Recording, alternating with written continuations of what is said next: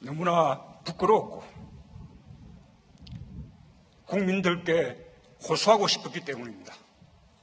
아직도 5.18을 부정하고 모욕하는 망언들이 꺼리낌 없이 큰 목소리로 외쳐지고 있는 현실이 국민의 한 사람으로서 너무나 부끄럽습니다.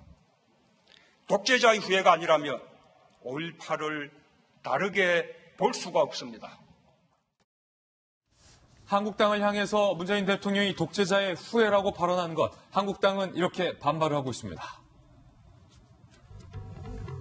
대통령의 사과 등 조치 없이는 추경 등 국회를 보이콧하겠다라는 입장을 발표하면서 반쪽짜리 기념식을 본 듯해서 씁쓸하다. 나경원 원내대표는 이렇게 이야기를 했는데 아마 박정화 대변인 문재인 대통령이 그 한국당의 몇몇 의원이 5.18 망언을 해서 현재 지금 징계 조치 중에 있는데 그것에 대해서 문 대통령이 상당히 좀 기분이 언짢으셨던 모양이에요. 그런데 황교안 자유한국당 대표도 저 자리에 있었는데 한국당을 전체를 독재자의 후예로 규정하는 것 때문에 지금 논란이죠. 글쎄요. 지금 문재인 대통령이 이제 취임 2주년 지나가고 있고, 이제 집권 3년 차고 내년 이제 총선 1년을 남은 현재 시점에서 청와대와 대통령과 그 주변에 있는 분들이 비판 세력 내지는 야당을 쳐다보고 있는 인식의 단면 하나를 보고 있는 듯한 생각에 저도 안타까운 생각이 드는데, 우선 대통령이 광주 5.18 기념사에 가서 주도 말씀을 하시면서 독재자의 후예라고 자유한국당을 콕 집어 아마 규정을 한 것 같아요. 제 해석은 그렇습니다. 예. 그런 거 보면은 이미 청와대와 대통령께서는 총선에 모든 걸 올인을 해서 독재자의 후예라고 비판 세력을 지칭하고 규정을 하면서 향후 1년 있을 총선에 모든 걸 올인하고 있는 듯한 느낌 아닌가라는 생각이 하나 들어서 글쎄요, 민생이 이것저것 어려운데 너무 대통령이 정쟁의 한가운데, 그다음에 선거를 잘 이끌어가야 되는 대통령의 위치로서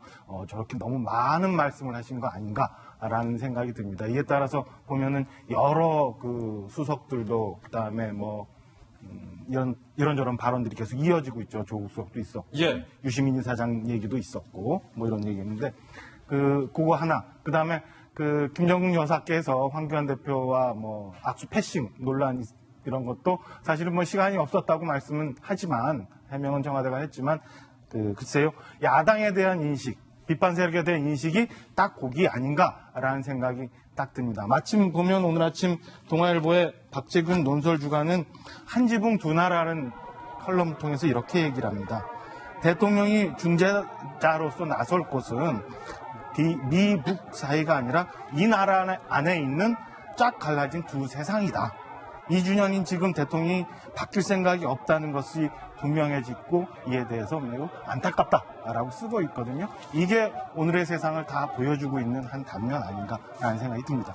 민정수석까지 거들었습니다. 독재자의 후예, 대통령은 이렇게 얘기했고 민정수석은 한국당을 향하여 이렇게 얘기했습니다. 우리 사람 되기 힘들어도 괴물이 되지 말자. 그러니까 조국 수석은 김배은 박사님, 네. 어떻게 보면 협치의 대상인 제1야당을 향해서 사람도 못 되고 괴물이다라고 네. 지금 이야기를 한 거죠. 그러니까 생활의 발견이라고 하는 한 영화에 있는 대사를 차용했다 이렇게 볼 수가 있는 건데요. 지난번 패스트트랙 정부에서도 조국 민정수석 SNS에 대한 발언들을 쏟아낸 바가 있었는데 그때에도 여당인 더불어민주당 의원들조차도 아니 이렇게까지 조국 민정수석이 청와대가 깊게 개입하게 되면 야당과의 협치는 완전히 물 건너갈 수 있다라고 하면서 우려를 자아낸 바가 있습니다. 지금 오늘 무슨 일이 있냐면요. 오늘 저녁에는 밥 잘 사주는 예쁜 누나 예. 그리고 호프 잘 사주는 멋진 형님, 그러니까 이인영 원내대표, 나경원 원내대표, 그리고 최근에 막내로서 바른미래당의 원내대표가 됐던 오신환 원내대표가 호프 회동을 합니다. 꽉 막힌 국회 정국을 풀어내기 위해서 새롭게 당선될 원내대표가 회동을 열고 국회 정국 정상화를 이끌어가겠다고 하는데요.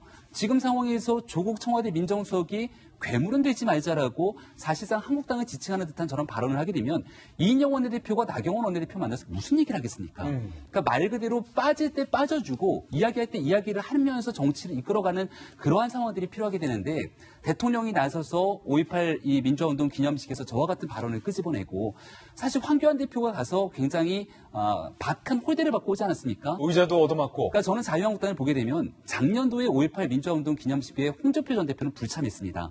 그리고 황교안 대표가 취임하기 전에 있었던 막말에 대해서 황 대표 취임 이후에 이 한국당 의원들이 있을 수 없는 이야기다라고 하면서 분명하게 징계에 관한 이야기를 끄집어냈습니다.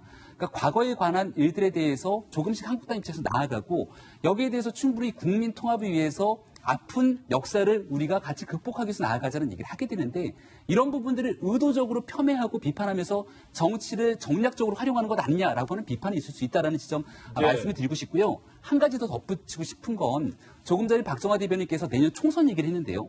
더불어민주당 같은 경우는 이 광주, 호남 지역에서 지난 2016년 총선에서 참패를 기록한 바가 있습니다. 문재인 대통령도 대통령 취임하기 직전에 호남에 있는 민심으로부터 굉장히 박한 그러한 대응을 받았던 적이 분명히 존재하고요. 현재 있는 각종 여론조사를 보게 되면 더불어민주당이 내년도 총선에서 호남의 민주평화당이 압도적으로 승리할 거라고 하는 전망을 내놓기는 좀 어려운 측면이 있습니다.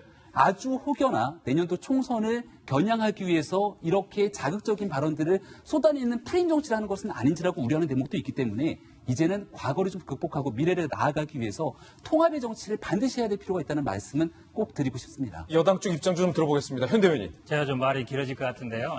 지금 왜냐하면 독재자의 후회라는 말에 스스로 찔린다는 거는 인정한다는 꼴이에요. 왜냐하면 스스로 얘기하지 않았습니까? 우리가 5.18 특별법도 만들고 오히려 민주화행동도 인정했다. 그럼 우리 독재 후회가 아니다. 그 말하면 패싱하면 돼요. 패싱하면 된다. 되죠. 그렇죠. 지금 괴물이 되지 말자 해도 우리를 지칭 아닌가 아닌가 그러는데 사실은 저 말이 우리 5.18 부정하는 사람들은 맞지만 그게 한국당을 지칭하는 게 아니거든요. 그럼 사실은 넘어가면 돼요. 오히려 저는 오히려 다 한국당 지칭하는 거 아니다. 아니, 지칭했을 수도 있고 안 했을 수도 있지만 그거에 대해서 욱할 필요 없다는 얘기죠. 그거에 대해서 열받는 얘기는 스스로 제가 보기에 인정하는 거다라고 보는 게 맞는 거고요.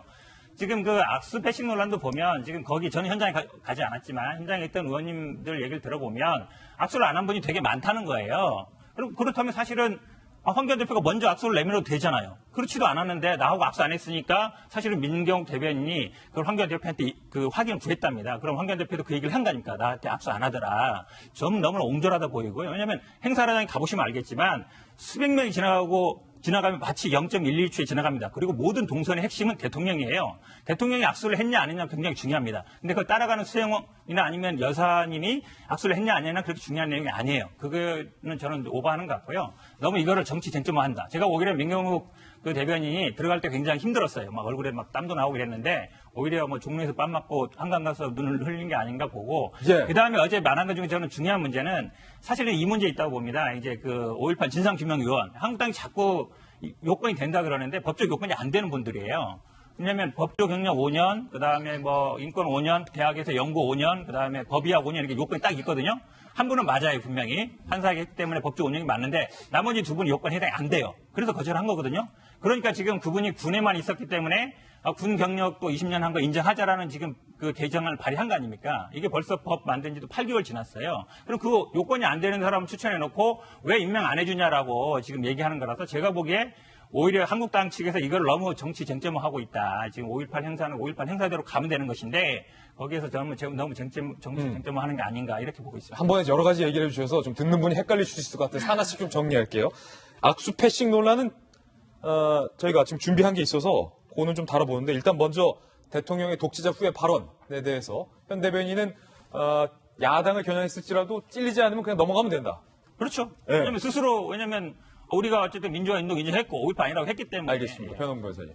아마도 그 주어가 없다라는 말과 동일한 반박이 아니실까 싶은데요. 나경원 원내대표가 이제 의원 시절에 그 MB 대통령 당시에 이제 BBK 통해서 나왔을 때 주어가 없다 해서 숱한 비난을 받았었죠. 똑같은 논리인 것 같습니다. 이 논란을 보시는 분들에 있어서 그 당시 이제 문재인 대통령의 이야기라든가 여러 과정 속에서 한국당을 겨냥했었구나. 지나치게 정치 쟁점화한다고 해서 누구나 이렇게 판단하고 있습니다. 그런데 한국당을 지칭한 게 아니다. 발이 저래서 그러는 거 아니냐. 이 주어가 없다는 거가 전혀 똑같은 것 같습니다. 오히려 지나치게 그냥 그 모든 대통령, 역대 대통령 취임사도 항상 말씀을 하시거든요. 나를 지지해주는 40%, 50%뿐만 아니라 전체 100% 대한민국 국민을 위한 대통령이 되겠다고 말씀을 하셨었는데 이번 문재인 대통령의 5.18 기념사 같은 경우에는 지나치게 좀 정치적인 색깔로 드러내지 않았느냐. 어쨌든 대통령 입장에서는 그냥 5.18에 대한 가치에 대해 인정을 하고 우리 국민이라면 그것을 부인할 사람은 아무도 없을 것이다 정도로 해두시고 이런 확정 같은 거는 사실 국회 내에서 대변인들께서 치고받는 것이지 대통령께서 그렇게 특정 계층에 대해서 겨냥해서 그런 감정적 언사를 사용하시는 거는 바람직하지 않거든요.